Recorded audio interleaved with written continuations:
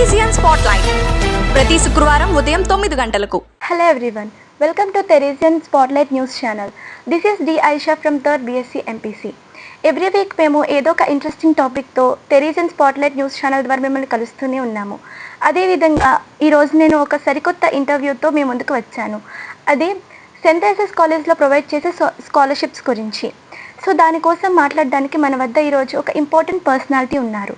వారే doctor V Nagalakshmi garu, the associate professor of chemistry department, research coordinator and the coordinator of Cheyutha committee at saint Theresa's college. Hearty welcome dear madam. Greetings to all. I am very much privileged to be here. So స్టూడెంట్స్కి financial burden ఉన్నప్పుడు వాళ్ళ studies మీద concentrate చేయడానికి వాళ్ళు చాలా ఇబ్బందిగా feel అవుతూ ఉంటారు. సో అలాంటి స్టూడెంట్స్కి మనం స్కాలర్షిప్స్ ప్రొవైడ్ చేస్తే వాళ్ళకి వాళ్ళ ఫ్యామిలీకి కూడా చాలా హెల్ప్ఫుల్గా ఉంటుంది. సో సెయింట్ థెరేసాస్ కాలేజ్లో ప్రైవేట్ స్కాలర్షిప్స్ అనేవి ఏ విధంగా ప్రొవైడ్ చేస్తున్నది ఒకసారి మీ మాటల్లో తెలియజేయండి మేడం. సెయింట్ థెరేసాస్ కాలేజీలో చాలా కాలం వరకు గవర్నమెంట్ స్కాలర్షిప్స్ అనేవి ఉండేవి. అయితే గత 3 ఏళ్లుగా స్టూడెంట్స్కి గవర్నమెంట్ స్కాలర్షిప్స్ రావడం లేదు. అలాగే ప్రస్తుతం కూడా రావట్లేదు. ఫ్యూచర్లో వస్తాయని మేము ఆశిస్తున్నాం, దాని గురించి ప్రయత్నిస్తున్నాం కూడా. అయితే మన కాలేజ్లో చదివే students different kinds of students ఉన్నారు. చాలామంది రూరల్ ఏరియాస్ నుంచి వస్తున్నారు. వాళ్ళ పేరెంట్స్ పెద్దగా చదువుకోలేదు. అంతేకాకుండా చాలామందికి సింగిల్ పేరెంట్స్ ఉన్నారు. చాలామంది బ్రోకెన్ ఫ్యామిలీస్ నుంచి కూడా వస్తున్నారు. అయితే ఇటువంటి వాళ్ళకి ఫైనాన్షియల్ సపోర్ట్ అనేది ఎంతైనా అవసరం. మన కాలేజ్ మేనేజ్మెంట్ వాళ్ళు స్టూడెంట్స్కి ఫైనాన్షియల్ సపోర్ట్ అందే విధంగా చాలా ప్రయత్నాలు చేస్తున్నారు. వీటి గురించి నేను వివరంగా చెప్తాను. దీనిలో ఫస్ట్ వన్ ఆలిమ్నే కమిటీని ఫ్రేమ్ చేశారు. ఆలిమ్నే కమిటీ అంటే పూర్వ విద్యార్థుల సంఘం. ఈ కమిటీకి incharge madam doctor BBRG Vijayalakshmi madam, HOD of botany department. అయితే ఈ ఆలిమ్నే కమిటీ వాళ్ళు స్నేహిత అనే స్కాలర్షిప్ని ఇస్తున్నారు. వారు అందులో మెరిట్ స్టూడెంట్స్కి, సింగిల్ పేరెంట్ ఉన్న స్టూడెంట్స్కి, పూర్ అండ్ నీడీ స్టూడెంట్స్కి స్కాలర్షిప్స్ని ఇస్తున్నారు. అంతేకాకుండా వీళ్ళు స్నేహాహార్ అనే పథకాన్ని కూడా అమలు చేస్తున్నారు. ఎవరికైతే భోజనం అవసరం ఉందో వాళ్ళకి ప్రతిరోజు మధ్యాహ్న భోజనాన్ని కూడా అందిస్తున్నారు. ఇంకా మన కాలేజీలో థెరేజియన్ హెల్పింగ్ హ్యాండ్స్ ద్వారా సుమారు 80 మంది విద్యార్థులను లబ్ధి పొందుతున్నారు. ఇంకా చాలామంది డోనార్స్ నుంచి, ఫిలాంథ్రపిస్ట్ నుంచి మన కాలేజ్ మేనేజ్మెంట్ వాళ్ళు వాళ్ళని ఆహ్వానిస్తున్నారు. అలాగే చాలా వరకు వాళ్ళ దగ్గర నుంచి సహాయాన్ని అందుకుని మన స్టూడెంట్స్కి స్కాలర్షిప్స్ని అందిస్తున్నారు. ఇంతేకాకుండా కాలేజ్ మేనేజ్మెంట్ వాళ్ళు స్వచ్ఛందంగా ఫీ కన్సెషన్స్ కూడా ఇస్తున్నారు. ఇవే కాకుండా నాన్ గవర్నమెంటల్ ఆర్గనైజేషన్స్లో కూడా స్కాలర్షిప్స్ వచ్చే విధంగా స్టూడెంట్స్ చేత అప్లై చేయిస్తున్నారు. మన కాలేజ్ మేనేజ్మెంట్ వారు పూర్వ విద్యార్థుల సంఘంతో, టెరీజియన్ హెల్పింగ్ హ్యాండ్స్ వారితో, అలాగే మెనీ మోర్ డోనర్స్తో కలిసి మన స్టూడెంట్స్కి చాలా అంటే చాలా హెల్ప్ చేస్తున్నారు. So we are really very happy about that. టెరీజియన్ స్పాట్లైట్. సో మేడం, మీరు ఇప్పుడు నాన్ గవర్నమెంటల్ ఆర్గనైజేషన్ వాళ్ళు స్పాన్సర్ చేస్తుందని చెప్పారు కదా మేడం. సో వాళ్ళ స్పాన్సర్స్ ద్వారా స్కాలర్షిప్స్ ఏ విధంగా అందజేస్తున్నారు అనేది ఒకసారి మీ మాటలో తెలియజేయండి మేడం. మన ఇండియాలో చాలా నాన్ గవర్నమెంటల్ ఆర్గనైజేషన్స్ వాళ్ళు రకరకాలైన స్కాలర్షిప్స్ని అందజేస్తున్నారు. అయితే గత ఏడాది 2024-25 విద్యా సంవత్సరంలో మన కాలేజ్ స్టూడెంట్స్కి 19 మందికి సంతూర్ స్కాలర్షిప్స్ వచ్చాయి. అవి సంవత్సరానికి 24,000 రూపాయలు. అలాగే సీతారాం జిందాల్ అనే స్కాలర్షిప్ 3 స్టూడెంట్స్కి వచ్చింది. వాళ్ళు సంవత్సరానికి 16,000 చొప్పున ఇస్తారు. అలాగే టాటా పంక్ క్యాపిటల్ స్కాలర్షిప్ ఒకటి ఉంది. అది సంవత్సరానికి 12,000 రూపాయలు స్కాలర్షిప్ ఇస్తారు. అలాగే లెగ్రాండ్ ఎంపవరింగ్ స్కాలర్షిప్ ఉంది. ఈ స్కాలర్షిప్ స్టూడెంట్ కాలేజీకి కట్టే ఫీజులో 80% ఇస్తారు. ఇదే కాకుండా లోకల్ ట్రస్ట్ చాలా ఉన్నాయి. Manavata trust, David Marthamma trust, Matrudevobhava trust. ఇందులో ఒక 10 మంది స్టూడెంట్స్, వీటి ద్వారా 10 మంది స్టూడెంట్స్ బెనిఫిట్ అవుతున్నారు. దీనికి కరెక్ట్ డాక్యుమెంట్స్ని చూసి ఆన్లైన్లో, ఆఫ్లైన్లో మేము అప్లై చేయిస్తాము. అప్పుడు ఆ ఆర్గనైజేషన్స్ వాళ్ళు అకార్డింగ్ టు దేర్ నామ్స్ మన స్టూడెంట్స్ని సెలెక్ట్ చేసి వాళ్ళకి స్కాలర్షిప్స్ని అందిస్తున్నారు. నిజంగా అంటే మన కాలేజ్ స్టూడెంట్స్ ఇన్ని రకాల స్కాలర్షిప్స్ పొందుతున్నందుకు నాకు చాలా అంటే చాలా ఆనందంగా ఉంది మేడం. మీరు చెప్పారు కదా డాక్యుమెంట్స్ ప్రొసీజర్స్ అని చెప్పి, అంటే స్కాలర్షిప్ అప్లై చేసుకోవడానికి అసలు మనకు ఏ డాక్యుమెంట్స్ కావాలి, అలాగే దాని ప్రొసీజర్ ఏంటో ఒకసారి మాకు తెలియజేయండి. ఈ నాన్ గవర్నమెంటల్ ఆర్గనైజేషన్స్లో స్కాలర్షిప్స్ డిఫరెంట్ మంత్స్లో డిఫరెంట్ టైమింగ్స్లో వాళ్ళు నోటిఫికేషన్స్ రిలీజ్ చేస్తూ ఉంటారు. అయితే ఈ నోటిఫికేషన్స్ని చేయూత కమిటీ వాళ్ళు సోషల్ మీడియా ద్వారా, ప్రింట్ మీడియా ద్వారా తెలుసుకుని నెక్స్ట్ డే మార్నింగ్ అసెంబ్లీలో స్టూడెంట్స్ అందరికీ అనౌన్స్ చేస్తారు. అంతేకాకుండా స్టూడెంట్ నోటీస్ బోర్డులో డిస్ప్లే చేస్తారు. స్టూడెంట్స్ వాళ్ళ ఎలిజిబిలిటీని పట్టుకుని చేయూత కమిటీ వాళ్ళ వద్దకు వచ్చి వాళ్ళ డాక్యుమెంట్స్ని సబ్మిట్ చేస్తారు. చేయూత కమిటీ వాళ్ళు వాళ్ళ డాక్యుమెంట్స్ని వెరిఫై చేసి ఏ స్కాలర్షిప్కి వాళ్ళు సూట్ అవుతారో ఆ స్కాలర్షిప్కి ఆన్లైన్ ద్వారా కానీ ఆఫ్లైన్ ద్వారా కానీ అప్లై చేయిస్తారు. అయితే ప్రతి స్టూడెంట్ దగ్గర స్కాలర్షిప్ అప్లై చేసుకోవాలంటే 8 డాక్యుమెంట్స్ అనేవి చాలా ఇంపార్టెంట్. అందులో మొదటిది పాస్పోర్ట్ సైజ్ కలర్ ఫోటో లేటెస్ట్ది ఉండాలి. Next ID card, Aadhaar card ఉండాలి. Next SSC mark sheet xerox copy, intermediate mark sheet xerox copy, parent income certificate latest one, and also caste certificate, that is also latest one, and the 7th one is email ID. It is very important ఎందుకంటే different organisations వాళ్ళు స్టూడెంట్స్ని communicate చేయడానికి ఇది ఒక్కటే మార్గం. స్టూడెంట్స్కి mail ID ఉండాలి, అది కూడా యాక్టివ్గా ఉండాలి. Next last one bank account. మన స్టూడెంట్స్ అందరూ రూరల్ బ్యాక్గ్రౌండ్ నుంచి ఉన్నారు కాబట్టి వాళ్ళందరి బ్యాంక్ అకౌంట్స్ గ్రామీణ బ్యాంకులలో ఉన్నాయి. ఇలా గ్రామీణ బ్యాంక్ అకౌంట్లో ఉంటే వాళ్ళకి స్కాలర్షిప్ ఇవ్వట్లేదు. అంతేకాకుండా కొన్ని ఆర్గనైజేషన్స్ జాయింట్ అకౌంట్స్ను కూడా అబ్జెక్ట్ చేస్తున్నాయి. అందువల్ల నేషనలైజ్డ్ బ్యాంకుల్లో వాళ్ళకి అకౌంట్ ఉండాలి. నేషనలైజ్డ్ బ్యాంక్స్ అంటే ఏంటి? State bank, Canara bank, union bank, ఇటువంటివి అన్నమాట. టెరిజియన్ స్పాట్లైట్. ఈ స్కాలర్షిప్సే కాకుండా మన కాలేజీలో ఇంకా చాలా అవార్డ్స్, రివార్డ్స్ ఇలా చాలా రకాలుగా ఉన్నాయమ్మా. డాక్యుమెంట్స్ అనేవి ఆఫ్లైన్లోను ఆన్లైన్లోనూ అప్లై చేయడం అనేది ఇట్స్ రియల్లీ నోబెల్ ప్రొసీజర్. దీనికోసం మన కాలేజ్ మేనేజ్మెంట్ వారు, అలాగే చేయూత కమిటీ వాళ్ళు నిజంగా స్టూడెంట్స్కి చాలా అంటే చాలా హెల్ప్ చేస్తున్నారు. ఇది వినడానికి నాకు నిజంగా చాలా ఆనందంగా ఉంది. కాలేజ్ అవార్డ్స్ అన్నారు కదా మేడం, అంటే మన కాలేజ్ మేనేజ్మెంట్ వాళ్ళు స్టూడెంట్స్కి అసలు ఏ రంగాల్లో అవార్డ్స్ ఇస్తున్నారో ఒకసారి మాకు తెలియజేయండి.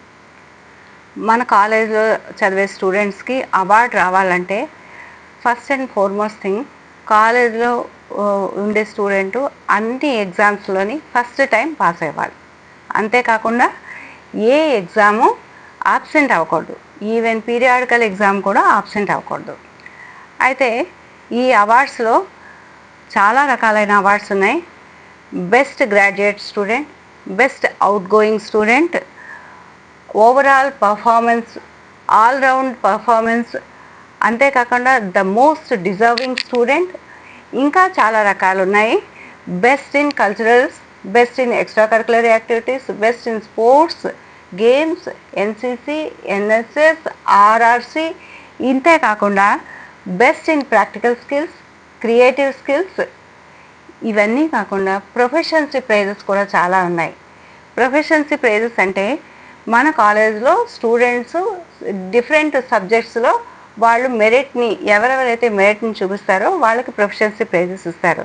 అలాగే అన్ని సబ్జెక్ట్స్లోని mathematics, physics, electronics, chemistry, botany, zoology, home science, nutrition, commerce, management studies, computer science, Telugu, English, history, economics, ఇలా ప్రతి సబ్జెక్టులోని వాళ్ళు మెరిట్ని చూస్తే దానిలో కూడా ప్రొఫెషన్సీ ప్రైజెస్ వస్తాయి. అంతేకాకుండా బిఏ గ్రూప్లో హైయెస్ట్ మార్క్స్ వచ్చిన వాళ్ళకి, బీకామ్ గ్రూప్లో హైయెస్ట్ మార్క్స్ వచ్చిన వాళ్ళకి, బీఎస్సీలో ఎంపీసీ, బీజెడ్సీ, జెడ్ఎన్సీ గ్రూపుల్లో హైయెస్ట్ మార్క్స్ వచ్చిన వాళ్ళందరికీ కూడా మంచి మంచి క్యాష్ ప్రైజెస్ కూడా ఉన్నాయమ్మా. అయితే మన కాలేజ్లో చాలా రకాలైన awards, rewards, cash prices, gold medals, silver medals ఇవన్నీ ఉన్నాయి.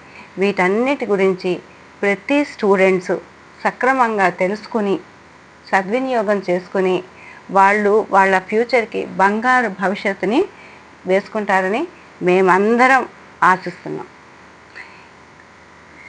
మాకు ఈ స్కాలర్షిప్స్ గురించి, అవార్డ్స్ గురించి నిజంగా చాలా అంటే తెలియని విషయాలు నిజంగా చాలా చాలా అంటే చాలా చక్కగా వివరించారు మ్యామ్. చాలా థ్యాంక్స్. నాకు ఈ అవకాశం ఇచ్చిన తెరేసియన్ స్పాట్లైట్ న్యూస్ ఛానల్ వారికి నేను కృతజ్ఞతలు తెలియజేసుకుంటున్నాను. టెరీజియన్ స్పాట్లైట్.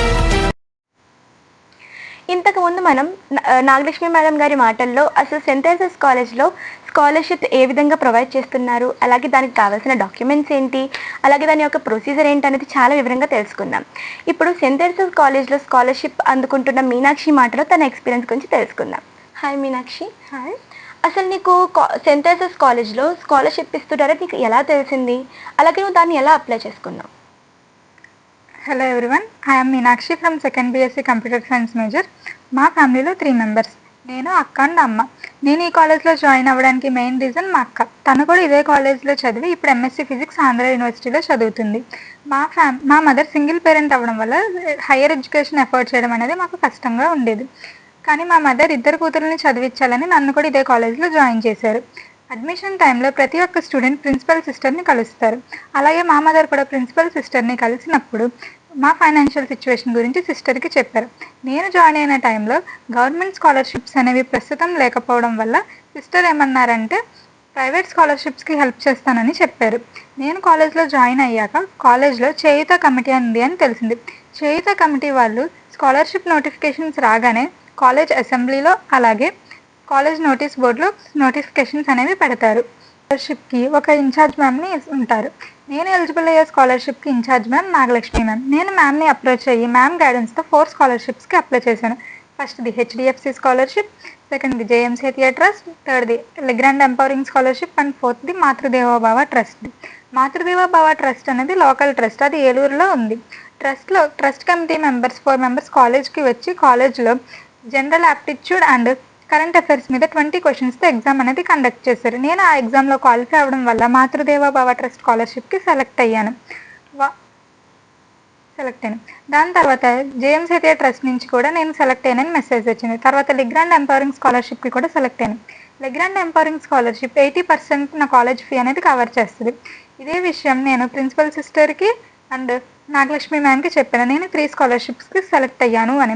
కానీ ప్రిన్సిపల్ సిస్టర్ ఏమన్నారంటే ఒకే స్టూడెంట్ 3 స్కాలర్షిప్స్ తీసుకోవడం అనేది కరెక్ట్ కాదు, కాబట్టి మనం 2 స్కాలర్షిప్స్కి వద్దు, ఏదైతే బెటర్ స్కాలర్షిప్ అయితే వస్తుందో అది మనం తీసుకుందాము, అప్పుడు వేరే స్టూడెంట్స్ కూడా స్కాలర్షిప్తో బెనిఫిట్ అవుతారు అని చెప్పారు. అప్పుడు నేను లెగ్రాండ్ ఎంపవరింగ్ స్కాలర్షిప్ తీసుకుని మిగిలిన 2కి నో చెప్దాం అనుకున్నాను.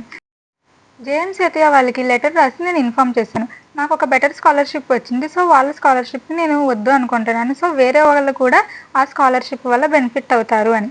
అలాగే మాతృదేవోభవ ట్రస్ట్ వాళ్ళని వెళ్ళి కలిసి నాకు లెగ్రాండ్ ఎంపవరింగ్ స్కాలర్షిప్ అనేది వచ్చింది, అది 80% నా ఫీని అనేది కవర్ చేస్తుంది అని చెప్పాను.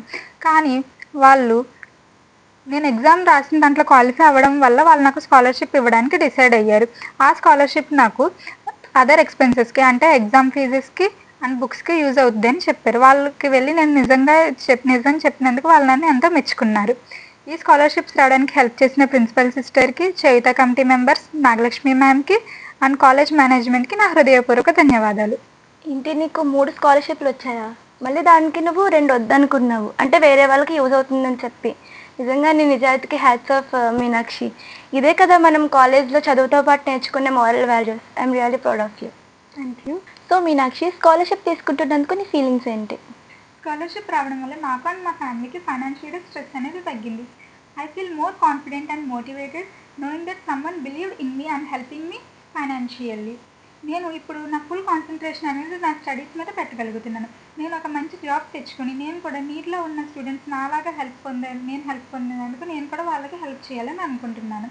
ఈ ఇన్ఫర్మేషన్ని యూజ్ చేసుకుని ప్రతి ఒక్క స్టూడెంట్, ఎలిజిబుల్ అయిన స్టూడెంట్ స్కాలర్షిప్కి అప్లై చేసుకుంటారని అనుకుంటున్నాను. ఈ ఆపర్చునిటీ ఇచ్చిన తెరీసియన్ స్పాట్లైట్ న్యూస్ ఛానల్కి థ్యాంక్ యూ. సో చూసారు కదా, అసలు సెయింట్ థెరేసాస్ కాలేజ్లో ఏ విధంగా స్కాలర్షిప్స్ ప్రొవైడ్ చేస్తున్నారు అండ్ దానికి కావాల్సిన డాక్యుమెంట్స్ ఏంటి, ప్రొసీజర్ ఏంటి, అండ్ ఒక స్టూడెంట్ తన మాటల ద్వారా తన యొక్క ఎక్స్పీరియన్స్ కూడా మనం తెలుసుకున్నాము. సో ఇదే విధంగా ఇంకా ఇదే కాదు, చాలామంది అనేక రకాల స్కాలర్షిప్స్ వాళ్ళు అందుకుంటున్నారు. సో ఇదన్నమాట ఈరోజు టాపిక్. సో మీరు చూస్తున్నారు టెరిజన్ స్పాట్లైట్ న్యూస్ ఛానల్. ఇదే విధంగా మళ్ళీ నెక్స్ట్ వీక్ ఇంకొక ఇంట్రెస్టింగ్ టాపిక్తో మీ ముందుకు వస్తాము. Until then bye, see you soon.